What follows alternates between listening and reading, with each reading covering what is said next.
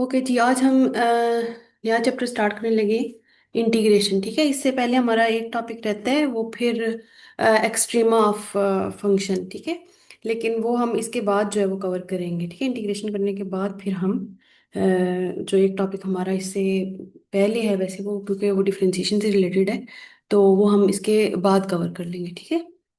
अच्छा जी, अब integration start करने से पहले एक बिल्कुल बेसिक सी चीज़ है। मैंने दो इक्वेशंस लिखी हैं, अगर आपको नजर आ रही हूँ। 5x = 10 and x² = x। ठीक है, नजर आ रही हैं आपको ये दोनों इक्वेशंस? जी क्लास, आपको बोर्ड नजर आ रहे हैं? Yes ma'am. Yes ma'am. ठीक है, यस मैम। ये दोनों इक्वेशंस मैं चाहती हूँ आप यस सॉल्व मैम। करें। Find the value of x और वैल्यूज ऑफ x।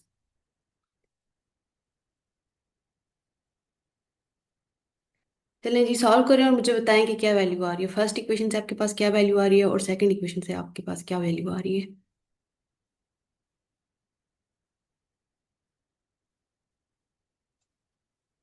एक में 2, एक में √x। अच्छा चले, टू वाली तो ठीक है। आपने यहाँ पे क्या किया, आपने डिवाइड किया बोथ साइड्स को विद 5। ठीक है, तो आपके पास आ गया 5x/5 = 10/5।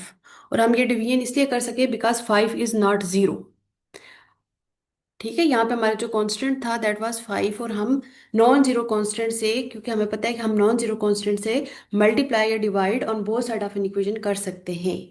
ठीक है, तो हमें क्योंकि ये रूल पता था कि हम सेम कांस्टेंट वैल्यू से left side and right side पे डिवाइड या फिर मल्टीप्लाई कर सकते हैं, तो दैट्स वाई हमने बोथ साइड को 5 से डिवाइड किया, तो हमारे पास आ गया x = 2। ठीक है, तो ये सोल्यूशन आ गया इस इक्वेशन का, ये तो ठीक है। ये कोई और बताए x² = x को कैसे सॉल्व किया, क्योंकि x = √x is not right. आपने x की वैल्यूज बतानी है दैट सेटिस्फाई दिस इक्वेशन। ठीक है, इक्वेशन को सॉल्व करने का मतलब होता है find the values of the unknown that will satisfy the equation. जी क्लास, और किसने सॉल्व किया है x²= x? x = 1। आपके पास x = 1 आया है सुनहरा, कैसे कैसे सॉल्व किए? दोनों साइड पे x से डिवाइड कर दें। ओके, अब ये चीज ही मैंने आप लोगों को क्लियर करनी थी। अच्छा, अब ये जो फर्स्ट इक्वेशन है, हमने बोथ साइड को 5 से डिवाइड किया, और अभी मैंने आपको बताया कि हम ऐसा क्यों कर सके, बिकॉज 5 इज नॉट 0। ठीक है, लेकिन इस इक्वेशन में आप बोथ साइड को x से डिवाइड नहीं कर सकते, because x is unknown. x जो है उसकी वैल्यू हमें नॉन नहीं है, and may be it is 0। क्या ये बात आप सबको समझ आई है कि अगर आप इस इक्वेशन को सॉल्व करना चाह रहे हैं तो आप x से डिवाइड नहीं कर सकते, बिकॉज मे बी x = 0, और अगर आप किसी भी एक्सप्रेशन को 0 से डिवाइड करेंगे इट विल बिकम अनडिफाइंड। ये बात समझ आई है आप लोगों को? जी क्लास, जल्दी यस से। मैम। ठीक है, तो हम कभी भी वेरिएबल से डिवाइड या मल्टीप्लाई नहीं कर सकते, ये आप अपने माइंड में रखिएगा। अब इसी इक्वेशन को सॉल्व करने के लिए हम क्या करेंगे, ये जो टर्म है इसको दूसरी साइड पे शिफ्ट कर लेंगे, या इस टर्म को दूसरी साइड पे शिफ्ट कर लेंगे, जिसको भी आप शिफ्ट करें। ठीक है, तो सारी टर्म्स को लेफ्ट पे या राइट पे हम शिफ्ट करेंगे, तो ये हमारे पास आ जाएगा x² - x = 0। ठीक है, और फिर हम इन दोनों टर्म्स में से कॉमन ले लेंगे, और इन दोनों टर्म्स में से कॉमन क्या आ जाएगा, x इज कॉमन, तो यह आ जाएगा x - 1 = 0। और यहां से हमें सॉल्यूशन मिलेगा कि what are the values of x that will satisfy this equation. ठीक है, तो यहां से हमें, because product of two numbers is 0, it means that either one of them is 0 और बोथ आर इक्वल्स टू 0। ठीक है, आपके पास दो नंबर्स की प्रोडक्ट तभी 0 होती है, या उनमें से एक कोई 0 हो या दोनों ही जो वैल्यूज हैं वो 0 हो। So from here we can write x = 0 और x - 1 = 0। ये प्रोडक्ट तभी x × x - 1, दो फैक्टर्स आ गए, ये फैक्टर्स की प्रोडक्ट है, ये तभी 0 हो सकती है, either one of them is equals to 0। ठीक है, तो यहां से हमें x = 0 मिल गया, और यहां से हमें मिल गया x = 1। इट मीन्स दैट अगर x 0 हो या x 1 हो, तो ही ये इक्वेशन जो है वो सेटिस्फाई होगी, और आप वेरीफाई कर सकते हो। अगर मैं x को 0 पुट करूं तो यहाँ पे क्या आएगा, 0 = 0, और 1 पुट करूं तो क्या आएगा, 1 = 1। ठीक है, there are only two values that will satisfy this equation, two real values that will satisfy this equation. ठीक है, तो 0 और 1 ऐसी वैल्यूज हमें मिली हैं। अब यहां से हमने सीखा क्या, अब आप देख सकते हो कि x की वैल्यू 0 भी आई है।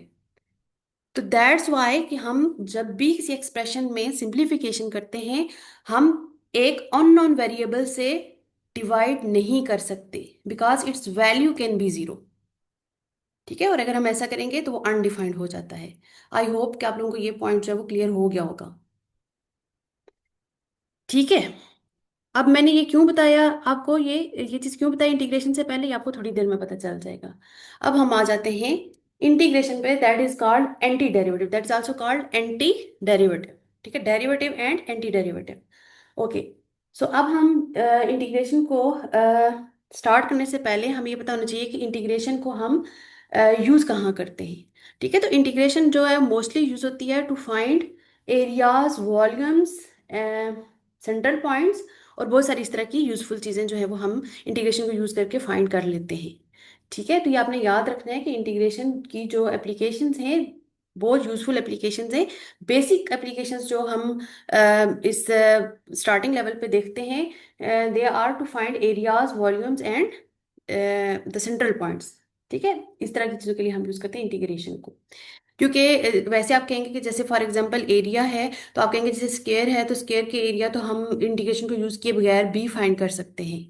ठीक है, लेकिन हर शेप जो है ना वो नॉन शेप नहीं होती। सम टाइम अननोन शेप्स आ जाती हैं जिनके लिए हमें एरिया फाइंड करना होता है, enclosed by some unknown shape. Like आपके पास इस तरह की कोई शेप आ जाए, फॉर एग्जांपल ये कर्व आ जाए, और मैं आपसे कहूँ कि इस कर्व के अंडर एरिया बताएं कि कितना यहाँ से लेके यहाँ तक।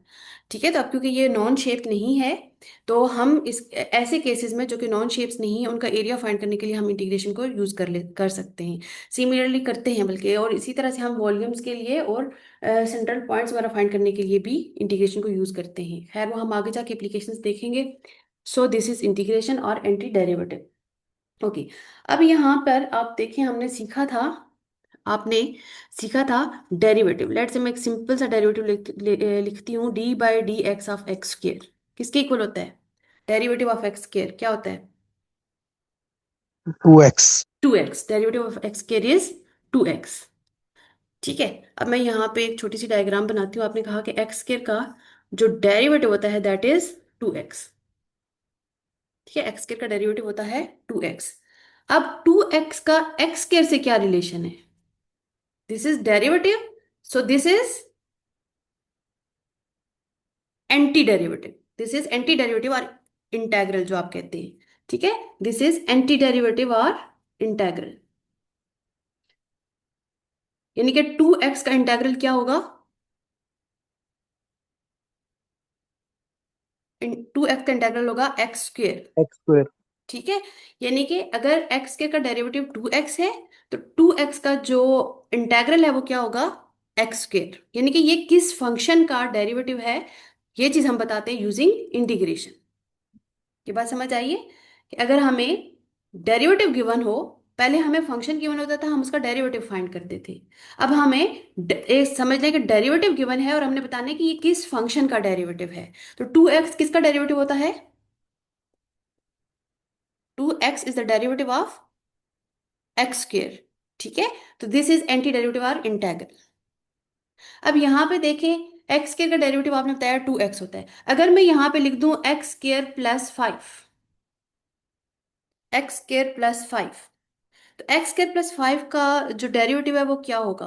What is derivative of x square plus 5? 2x। 2x ही होगा। ठीक है, प्लीज क्लास बाकी लोग भी रिस्पॉन्स करें, अदरवाइज मुझे कॉल करने पड़ेंगे आपके नेम्स। ठीक है, तो आपके पास एक्स स्क्र प्लस 5 का जो डेरिवेटिव है वो भी 2x ही होगा। तो इसका मतलब हुआ, मैंने आपको अभी थोड़ी देर पहले कहा कि 2x अगर एक्स स्क्र का डेरिवेटिव है, तो 2x का जो इंटेग्रल है वो एक्स स्क्र आएगा। लेकिन आप अब तो हमारे पास चेंज हो गया कि आपके पास अगर एक्स स्क्र प्लस 5 देखे तो उसका भी डेरिवेटिव 2x है, जबकि उसका इंटेग्रल अगर देखा जाए अकॉर्डिंग टू दिस रूल तो वो आ जाता है एक्स स्क्र प्लस 5। अब यहाँ पे गौर करें कि मैं यहाँ पर 5 के बजाय कोई भी कांस्टेंट लिखूं, any constant, any constant, X square plus C, C means any constant. ठीक है। तो अगर आपके पास यहाँ पे कोई भी कांस्टेंट वैल्यू हो तो आपके पास डेरिवेटिव क्या आएगा, एक्स स्क्वायर प्लस सी का डेरिवेटिव क्या आएगा, 2x। 2x। ठीक है, स्टिल इट इज 2x। अब ये जनरलाइज्ड हो गया है। ठीक है, इसका मतलब है कि यहाँ पर हम जब भी हमने बताना होगा कि ये जो आपका फंक्शन है 2x, ये किस फंक्शन का डेरिवेटिव है, तो हम सिर्फ एक्स के नहीं बताएंगे, हम कहेंगे एक्स स्क्वायर प्लस माइनस सी, प्लस माइनस सी। ठीक है, और प्लस माइनस सी हमें माइनस सी लिखने की जरूरत नहीं है, क्योंकि जब हम ऑलरेडी कांस्टेंट कह रहे हैं तो may be the constant is negative. ठीक है, तो इसलिए मुझे प्लस माइनस लिखने की जरूरत नहीं है, मैं जस्ट प्लस ही लिखती हूँ। अब मेरे पास ये चीज कंप्लीट हो गई है, सी में भी जीरो, सी जो है वो हो सकता है जीरो हो, क्योंकि ये अभी हमने अननोन कांस्टेंट लिखा है, मे बी कोई इसकी वैल्यू हो, एनी रियल वैल्यू। ठीक है, कुछ भी हो तो आपके पास जो 2x है इसका जो इंटेग्रल है वो हमेशा लिखा जाएगा X square plus C, not only X square. क्या ये बात आपको समझ आई है कि हम सी क्यों लिखेंगे साथ में, क्योंकि अगर कोई भी कांस्टेंट ऐड या सब्ट्रैक्ट होगा स्टिल आपका डेरिवेटिव यही रहता है। ये बात समझ आई है आपको? Yes ma'am. यस ठीक मैम। है, तो आप देखें जब भी आप इंटेग्रल करेंगे तो इसका मतलब है कि आप जस्ट ये नहीं देखेंगे कि ये किस फंक्शन का डेरिवेटिव है, उसमें आप एक सी जो है वो भी ऐड कर दिया करेंगे, क्योंकि जिस फंक्शन का है उसमें अगर कोई कांस्टेंट ऐड या सब्ट्रैक्ट हो रहा हुआ तब भी यही आता है डेरिवेटिव। तो this is called the constant of integration, this is called the constant of integration, इसको हम कहते हैं कांस्टेंट ऑफ इंटीग्रेशन, कि जब भी आप इंटीग्रेशन करेंगे आप सी को ऐड किया करेंगे। ठीक है, यहां तक बात समझ आ गई है? ये है रिलेशन डेरिवेटिव का और इंटेग्रल का, derivative and anti derivative. Okay, अब हम आ जाते हैं सिंबल पे। जैसे आप डेरिवेटिव का सिंबल लिख रहे हो, जैसे आप फंक्शंस पढ़ रहे हो y is equal to F of x. ठीक है, और आप कहते हैं कि आपके पास डेरिवेटिव का सिंबल होता है D Y by D X, और इसको आप यहाँ पे एफ डैश एक्स लिखते हैं, या D by D X of F X लिखते हैं। हमने ये सिंबल सीखा था to write derivative. Similarly we are going to learn the symbol for integration. अब एक्चुअली इंटीग्रेशन जो है वो जो फार्मूलाज वगैरह ड्राइव हुए वो बाद में हुए हैं, पहले एक रेमानियन सम जो है उसका कॉन्सेप्ट आता है। ठीक है, वो मैं यहाँ पे नहीं डिस्कस करी, but there is a concept Riemannian sum, that is called the Riemannian sum. हम जो एरिया है उसको रेक्टेंगुलर्स में डिवाइड करते हैं, then we sum the areas of the rectangle, that is called Riemannian sum. ठीक है, तो सम के वर्ड से आपका जो अल्फाबेट है एस, ठीक है, इस एस को थोड़ा मॉडर्न कर दिया है। ठीक है, ये जो अल्फाबेट एस है इसको हमने थोड़ा मॉडर्न कर दिया है, थोड़ा सा स्टाइलिश करके हम लिख लेते हैं like this one, like this one. ठीक है, तो इसको हम कहते हैं the symbol of integration, this is the symbol of integration. ठीक है, ये इंटीग्रेशन का इंटीग्रल का सिंबल है।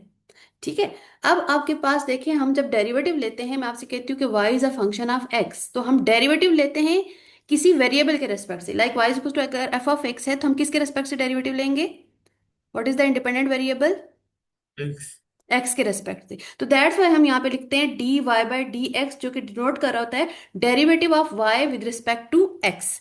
सिमिलरली जब हम इंटेग्रल लेते हैं तो हमें पता होना चाहिए कि हम इंटीग्रेशन किस वेरिएबल के रेस्पेक्ट से ले रहे हैं। केस तो हमारा यही है, हम केस अभी ये ले रहे हैं कि y is a function of x. ठीक है, इंडिपेंडेंट वेरिएबल हम एक्स ही ले रहे हैं, तो ऑब्वियस सी बात है अगर डिफरेंशिएशन हम इंडिपेंडेंट वेरिएबल के रेस्पेक्ट से करते हैं, सिमिलरली इंटीग्रेशन भी हम इंडिपेंडेंट वेरिएबल के रेस्पेक्ट से ही करते हैं।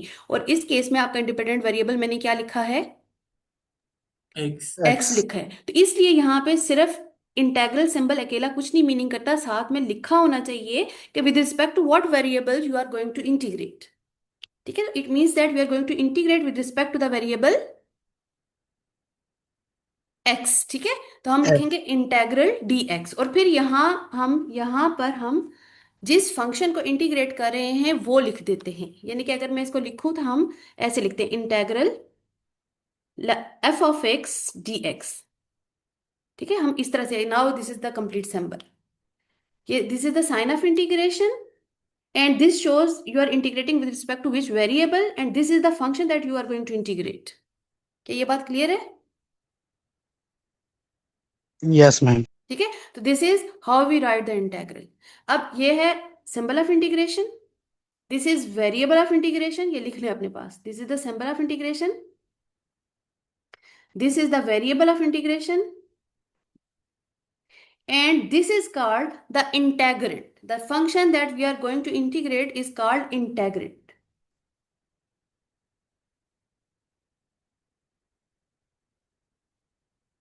ठीक है, सो हमारे पास यहाँ पर कंप्लीट सिंबल आ गया है जिसमें सिंबल ऑफ इंटीग्रेशन है, इंटेग्रेंट है and the variable of integration है। ये याद रखें कि वेरिएबल ऑफ इंटीग्रेशन साथ में लिखना जरूरी होता है ताकि हमें पता चले कि हम किस वेरिएबल के रिस्पेक्ट से इंटीग्रेट करने जा रहे हैं। ये बात क्लियर हो गई है यहाँ तक? Yes ma'am. अच्छा, एक चीज़ मैं आपको क्लियर कर दूं कि जो जूम मीटिंग है ना, क्योंकि मैं इसको रिकॉर्ड भी कर रही हूँ, तो ये 30-30 मिनट्स की स्लॉट्स हैं। तो जब ये पहली स्लॉट एंड हो जाएगी तो मैं आपको एक नया लिंक शेयर करूंगी, आपने फ़ौरन से उस पर ज्वाइन कर लेना है। ठीक है, मैं लिंक 2 आपसे शेयर करूंगी, आपने फ़ौरन से उसको ज्वाइन कर लेना है। तो जब भी मीटिंग हमारी एंड होगी मैं एक नया लिंक आपको उसी वक्त शेयर कर दूंगी और आपने जस्ट क्लिक करना है और आपका जो लिंक है वो आपने जिस तरह अभी ज्वाइन किया इस तरह से ही आपने दोबारा ज्वाइन कर लेना है। ठीक है, ओके। सो ये हमारे पास आ गया the symbol of integration। ठीक है, how we write the integral। ठीक है, we write integral f of x dx। Okay, अच्छा, अब आपको याद हो तो हमने डिफरेंशिएशन के रूल्स पढ़े थे। अच्छा, अब मैं यहाँ पे कुछ बेसिक क्वेश्चंस आपसे पूछ रही हूँ। मैं यहाँ पे लिखती हूँ derivative and you have to tell me the integral of the function that I am going to write. ठीक है, जो मैं फंक्शंस लिखूंगी क्या आपने मुझे इंटेग्रल्स बताने हैं। रिलेशन मैंने आपको बता दिया है कि डेरिवेटिव और इंटीग्रल का क्या रिलेशन है, कि अगर मैं डेरिवेटिव लिखूंगी तो आपने ये सोचना है कि ये जो मैंने डेरिवेटिव लिखा है ये किस फंक्शन का डेरिवेटिव है। You have to memorize the function whose derivative is this one, जो मैं यहाँ लिखने जा रही हूँ। ठीक है, मैं यहाँ पे एफ की बजाय बल्कि जी लिख देती हूँ, जी ऑफ एक्स, ताकि ये आपके फार्मूलाज वाले एफ को और इस इंटेग्रेंट को कंफ्यूज ना करे, क्योंकि जो डेरिवेटिव के फार्मूले हमने लिखे थे वहां पे मैंने एफ ऑफ एक्स यूज किया था। ठीक है, तो इंटीग्रेशन में इंटेग्रेंट के लिए मैं जी ऑफ एक्स इसलिए यूज कर रही हूँ, अदरवाइज ये इशू नहीं होता, आप f of x, g of x, h of x कुछ भी लिख सकते हैं। ओके, सो मैं पहला फंक्शन लिख रही हूँ, I am going to write the function 1। ये किसी फंक्शन का मैंने डेरिवेटिव लिखा है, आपने मुझे बताना है कि वो कौन सा फंक्शन है जिसका डेरिवेटिव 1 होता है। X को। X का। एक्स का। ठीक है, इट मीन्स कि 1 का इंटेग्रल क्या होगा? इंटेग्रल ऑफ 1 इज एक्स, क्या होगा? X, constant. एक्स प्लस सी। प्लस सी। Plus C. ठीक है, मैंने आपसे कहा प्लस सी लिखेंगे, क्योंकि आप देख सकते हो कि एक्स प्लस सी को अगर मैं डिफरेंशिएट करूं तो इट विल बी 1। ठीक है, तो हमने ये पूरी क्लास ऑफ फंक्शंस लिख दी है, यानी कि सी कभी जीरो हो जाएगा, कभी कोई पॉजिटिव रियल नंबर हो जाएगा, कभी कोई नेगेटिव रियल नंबर हो जाएगा। सो हमने इनफाइनाइट मेनी फंक्शंस ऐसे लिखे हैं जिनका डेरिवेटिव 1 होता है, बिकॉज जब भी हम सी को वैल्यू असाइन करेंगे we have a new function. Is it clear? Yes। Yes किसको मैम। किसको ये बात समझ नहीं आई है क्लास में? अगर किसी को ये बात समझ नहीं आई है, क्योंकि ये इंपॉर्टेंट है समझना, derivative and anti derivative. Okay, इसका मतलब है सबको समझ आई है। Okay, so I am going to write another function.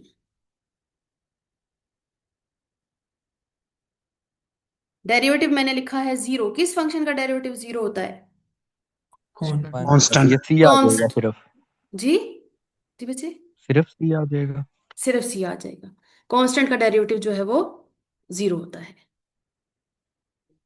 ठीक है, ओके। सिमिलरली अगर मैं लिखूं, लाइक अभी जैसे मैंने लिखा था 2x, किस फंक्शन का डेरिवेटिव है 2x? X square. X square. X. Oh sorry, मैंने इंटेग्रल में लिख दिए। Okay, 2x। अच्छा, एक्स स्केयर के साथ कुछ भी नहीं आएगा, प्लस C। प्लस सी, याद रखें प्लस सी आता है। ठीक है, सो इस तरह से आपको रिलेशन समझ आ गया है डेरिवेटिव का और इंटेग्रल का। लेकिन ऑब्वियस सी बात है, बहुत सारे कॉम्प्लिकेटेड फंक्शंस भी मैं यहाँ पे लिख सकती हूँ। ठीक है, तो ये बड़ा, जैसे फॉर एग्जांपल मैं यहाँ पे फंक्शन लिखती हूँ कॉज एक्स। ठीक है, कॉज एक्स, अब ये सिंपल सा एक मैंने फंक्शन लिखा है, इसका इंटेग्रल क्या होगा? What is integral of cos X? किस फंक्शन का डेरिवेटिव कॉज होता है? Sine X. Sine X plus C। Sine X, sine X plus C, क्योंकि साइन का जो डेरिवेटिव है दैट इज कॉस। ठीक है, और अगर मैं यहां पे लिखूं माइनस साइन एक्स, तो क्या इंटेग्रल होगा?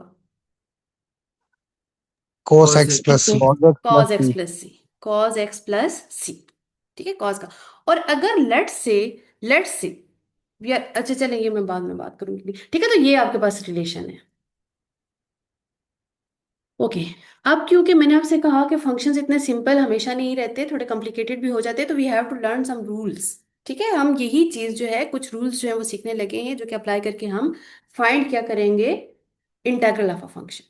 अब अगर आपको याद हो तो जब हम डिफरेंशिएशन कर रहे थे तो हमने पावर रूल सीखा था। मैंने आपको बताया था कि if you want to calculate the derivative of a function of x whole to the power n where n is not -1, ये एक फॉर्मूला मैंने आपको सिखाया था, that is called the power rule. किसके इक्वल होता है? क्या डेरिवेटिव होगा f of x whole to the power n का?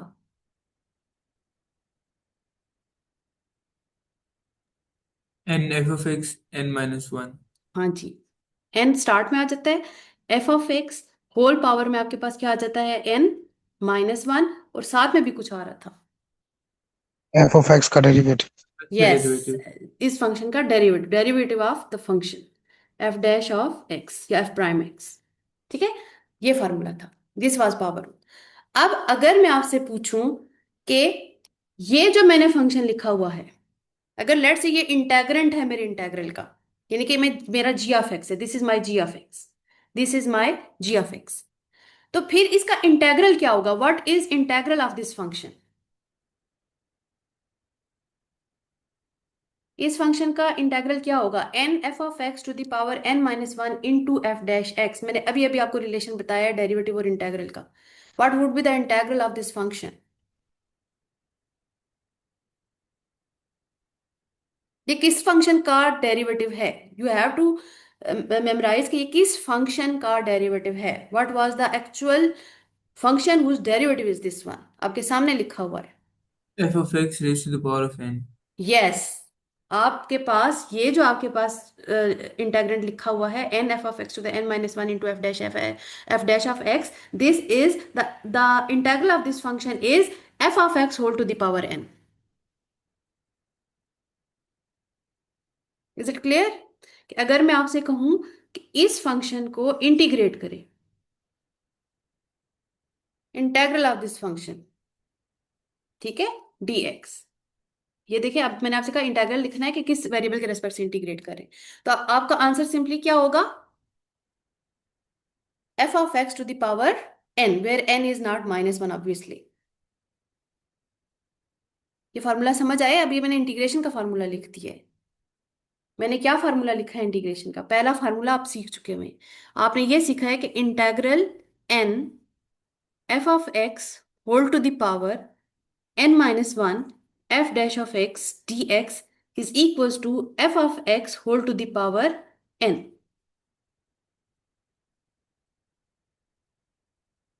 ठीक हो गया?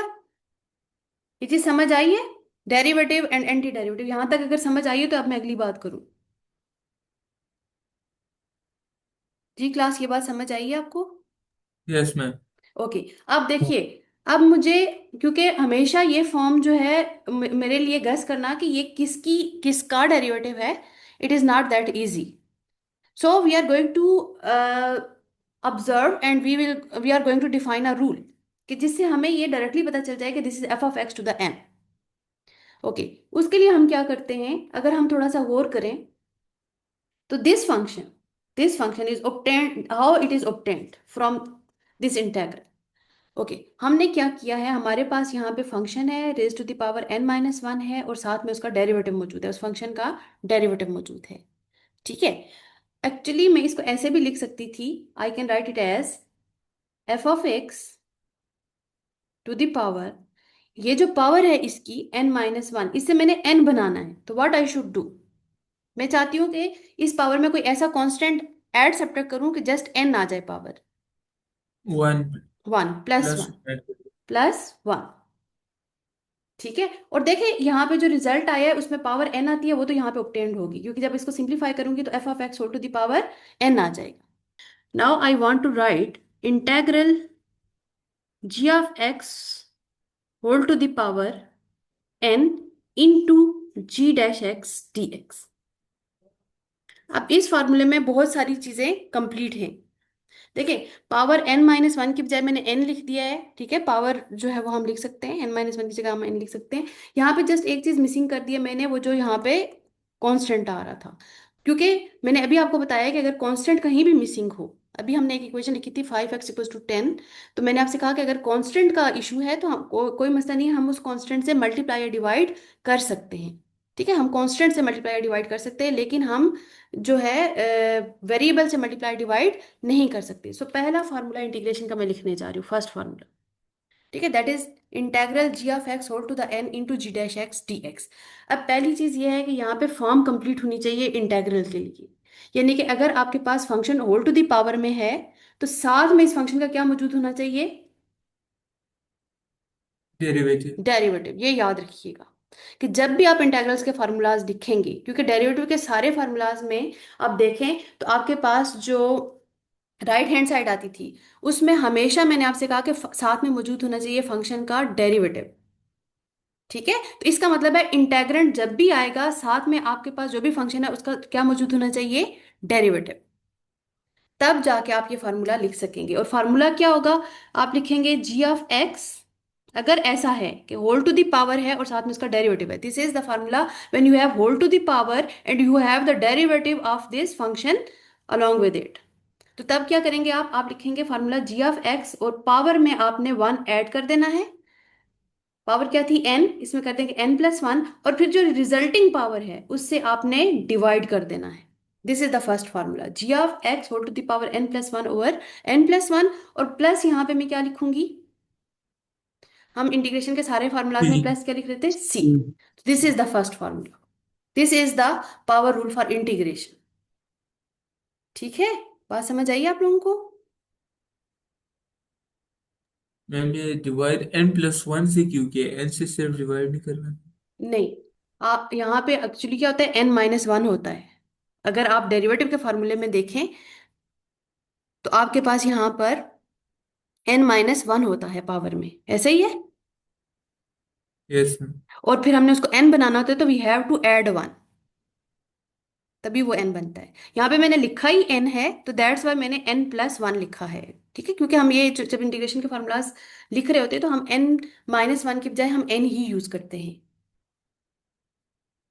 ठीक है, तो ये एक पहला फार्मूला है कि अगर आपके पास इंटेग्रेंट इस तरह का है कि function whole to the power real number है एक्सेप्ट -1 और साथ में उस फंक्शन का डेरिवेटिव है, तो आपने अगर उसको इंटीग्रेट करना है तो आपने रूल सीख लिया है पहला कि आप कैसे इंटीग्रेट करेंगे। आप लिखेंगे g(x) whole to the power, जो भी पावर गिवन है what ever the power is, उसमें आपने +1 करना है और फिर रिजल्टिंग पावर से डिवाइड करना है और प्लस c कर देना है। This is the first formula that is called the power rule for integration.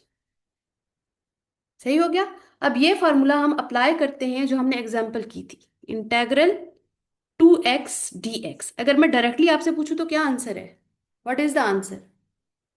इंटेग्रेंट है यहाँ पे 2x, आपने इंटेग्रल बताना है। 2x का इंटेग्रल यानी कि कौन सा फंक्शन है जिसका डेरिवेटिव 2x है? What is the answer? x² + c। आपने डायरेक्टली अगर आंसर बताया तो दैट इज x² + c। अब ये फार्मूला अप्लाई करके देखते हैं कि क्या ये सही है या नहीं। अब देखें, इंटीग्रेशन में भी डिफरेंशिएशन की तरह रूल ये है कि अगर कोई कांस्टेंट कोफिशिएंट है तो आप उसको आउटसाइड इंटीग्रल लिख सकते हैं। ठीक है, तो मैं ये जो कांस्टेंट कोफिशिएंट है इसको आउटसाइड इंटीग्रल लिखूं तो मेरे पास इंटीग्रल में सिर्फ x रह जाएगा। सही है, ये समझ आया है कि अगर आपके पास कोई भी कांस्टेंट कोफिशिएंट हुआ you will write it outside the integral. ये बात समझ आ गई है? ओके, अब ये 2 मैं इधर यस। ही रखूंगी। अब देखिए x की होल पावर क्या है? What is x whole to the power? 1। 1 1। और साथ में क्या मौजूद होना चाहिए x का? साथ में क्या? Derivative derivative. और x का डेरिवेटिव क्या होता है? 1 1।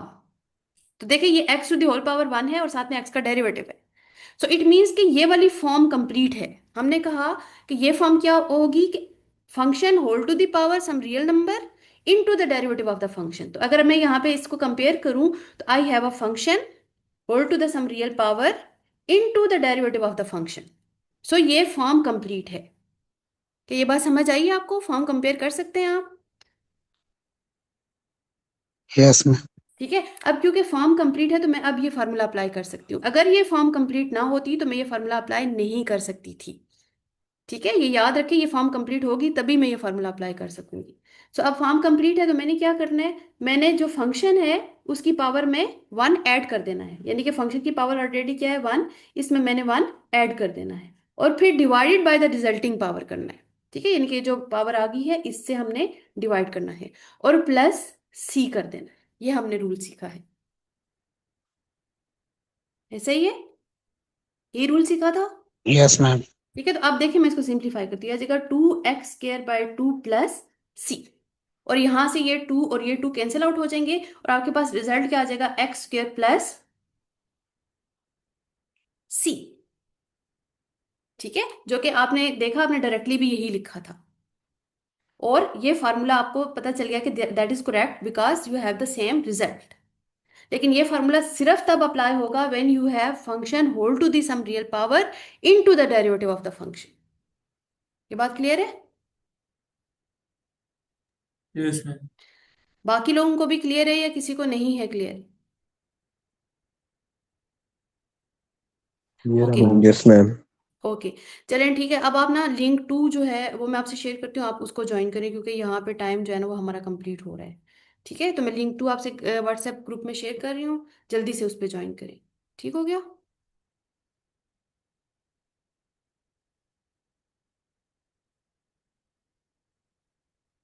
इस मीटिंग से मैं एंड कर रही हूँ, दूसरा लिंक शेयर करूंगी, उसको आपने ज्वाइन करना है।